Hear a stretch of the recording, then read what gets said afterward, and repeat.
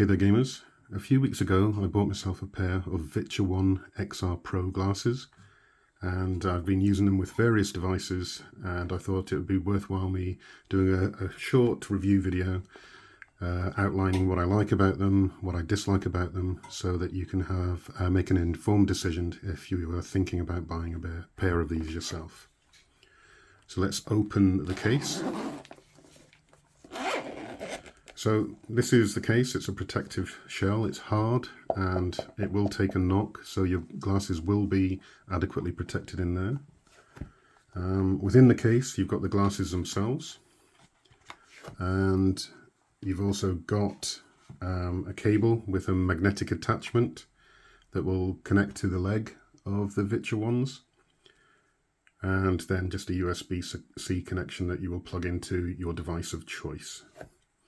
So what I'm going to do now is I'm going to get the glasses out and I'll talk specs.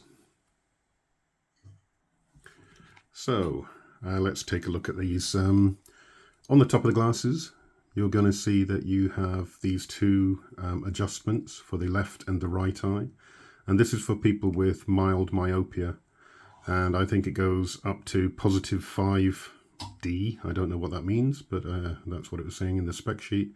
Down to -5, I think. And even though I have mild myopia, I was able to dial in an acceptable display. I'll talk more on the issues I had with it, which may be due to me having a mild astigmatism and may not be something that you would experience even if you have mild myopia. So on the left leg we have, get my fat fingers out of the way. Let's see, turn it this way. So we have two controls. This one here will trigger the electrochromic film. I'll show you that in action later. And it also acts as a mode button for this rocker. So if you press this twice, it will swap between this rocker working for the volume for the sound, or whether it works for the brightness. These glasses, brightness-wise, goes up to 4,000 nits, and generally when I'm using them, I have it turned down to the lowest setting, or even the brightness turned completely minimum or one step up. I find it a bit too bright. It gets very, very bright, but your preference may be to dial that up a bit. The screens themselves are two Sony mini OLEDs, and they're a 1080p resolution. They're really, really good screens, really bright, vibrant colors, and they have deep blacks. So, if you love an OLED display, and I know it's one of the criticisms for the Legion Go and the ROG Ally and Ally X, that they don't have an OLED display. Well, now with a pair of these, you can have an 135-inch OLED screen. And I'll talk about that, about whether it actually feels like 135 inches to the eyes. What do we have? So I'm trying to see. So I think here, these little slots on the legs might be where the speaker plays the music sounds into your head. Now, these are Harman Kardon speakers, and they're pointed into your head, which is meant to sort of reduce the amount that people who are around you can hear. With these on, my wife was still able to hear something, and while she probably couldn't hear what the sound was, it was annoying enough for her. And I never want to aggro the wife boss, so I make sure that I actually use headphones rather than the speakers themselves. The speakers themselves probably lack a bit of bass, but I found them okay. I could listen to game music and game sounds on it, and to be honest, when I plugged it into my phone and watched a Netflix movie, the sound was perfectly adequate for that. So if you're on your own, there's no chance of you annoying anyone around you. You can just make use of these speakers. Weight-wise, these are about 77 grams in total. So you will be able to wear these for an extended period of time without them feeling too heavy or any fatigue. unlike with VR headsets. So let me just attach this to a device. I'm not going to actually try and show you the display that you will see. It's impossible on these. If I was to do a screen cap, it would just look like a screen capture of a normal 1080 monitor. And I've attempted to show this what's on the actual lens itself, but I just couldn't get an angle on this phone that would let you see it in any meaningful way. So unfortunately, you'll have to take my word for it that it's a big, bright display. So let me pause the video while I connect it up. So what I can show you now I've got it connected is, if you notice at the moment, you can see through the glasses to my finger. There's like a lighter zone here. So if you're wearing the glasses, you're able to see your environment. You can see the obstacles in your way if you were walking around with these on. You would also see if you had the image. If you had them connected, you'd see the monitor output, but you'd also be able to get a bit of an idea of what's behind the monitor. So the mode I tend to use these glasses in all the time is where it's got the electrochromic film in place. So all I do is press that single switch. Let me just press that. And you'll notice now a lot less is getting through. So it's completely shaded there. It's quite good in bright sunlight. And this is pretty much the mode I always wear the glasses in. If someone comes into the room and wants to talk to me, I'm not going to just sort of, press the button and look at them. I'm going to take the glasses off. I just find it, rude not to do that. But if you're okay with doing that, you can just press this button once and engage or disengage the electrochromic film. When you sorry, knock the camera. When you have this on, it's a really immersive experience.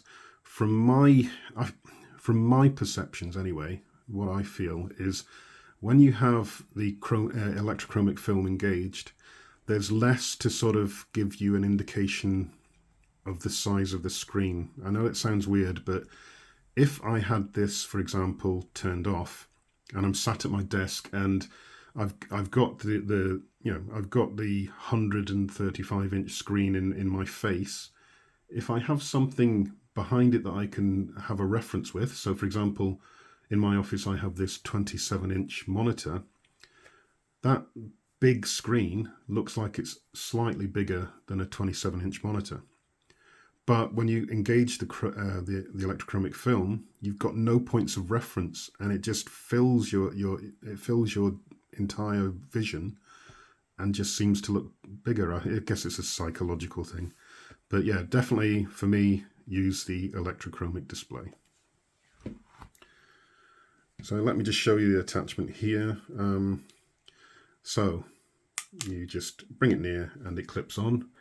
If you have long hair, or even shortish hair, but long enough to get caught in it, you can slide this over, and that will protect you from having your hair gripped by this and ripping some hair out when you pull the glasses off.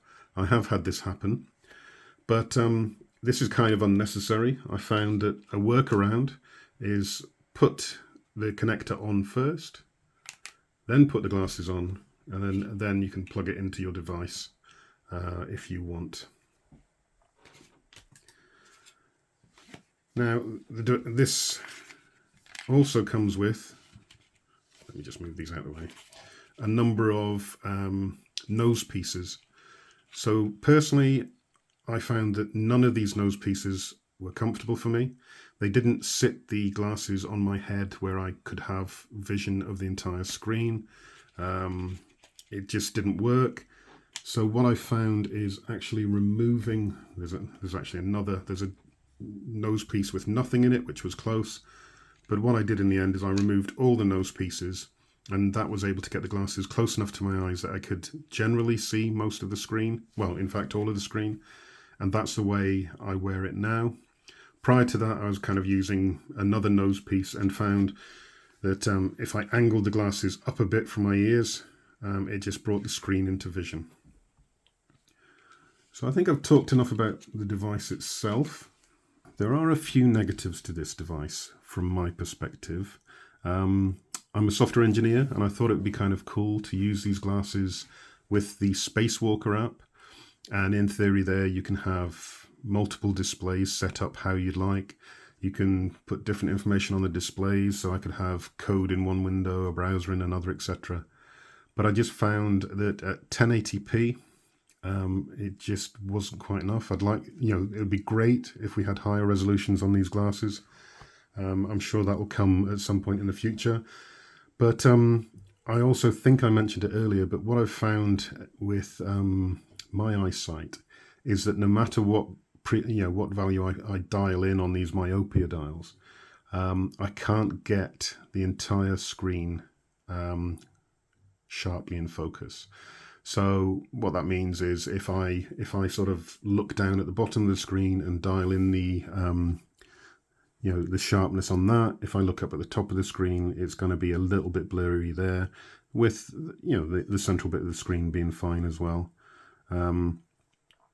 So most of the time what I'll do for games is I will just, the top and middle of the screen is where, left and right is where I'm sort of like looking to get sharp enough that I can use. And then any blurriness at the bottom, when you're playing a game, you don't really tend to notice. But I really wouldn't code with blurriness anywhere on the screen at all. So I can't use them in that way. That, like I mentioned earlier, I've got a mild astigmatism. So that could be down to my particular eye shape. May not be a problem for anyone else, but I thought I'd mention it just in case. Another downside to these glasses, I feel, is the price. So in Great British pounds, I paid £387 just for the glasses alone. So in dollars, that will be probably 400 odd. Not sure exactly, but if you go to the website, it'll be somewhere in the 400s, which is quite expensive for what they do. You could probably get, I know there's a portable OLED monitor that you could get, but honestly, I do think I'm happy with the purchase overall. I do think that the glass, the screen looks amazing. Another downside is I sometimes get that VR sickness wearing these. So, extended period of time, I can sometimes start to feel a bit nauseous. I've learnt to alleviate it to a certain extent by keeping my head very still while playing, because obviously you try and move your head in any way, you expect the screen to stay where it is, and it moves with your eye line, so that can sometimes exacerbate that sickness. But recently I've not been experiencing as much nausea because I do keep my head very still. So I think that's something not all people would be prone to, but if you are, maybe you would have the same problem. And also low refresh rates. Because it's such a big screen, you'll notice games that have low refresh rates because everything's moving a bigger distance between frames. It can just be a bit jarring on this display.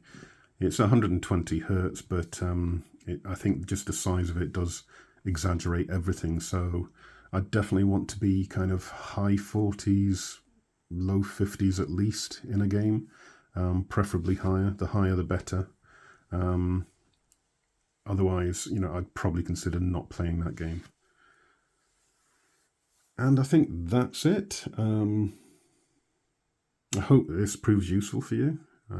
It's my honest opinion on there. I have received no money for this, and I will always give my true opinion on something, regardless of whether I get paid to or not. That will be one condition if it ever happens. I'm too small a channel for that to be much of a problem at the moment. But once again, thank you for watching, and hope to speak to you soon.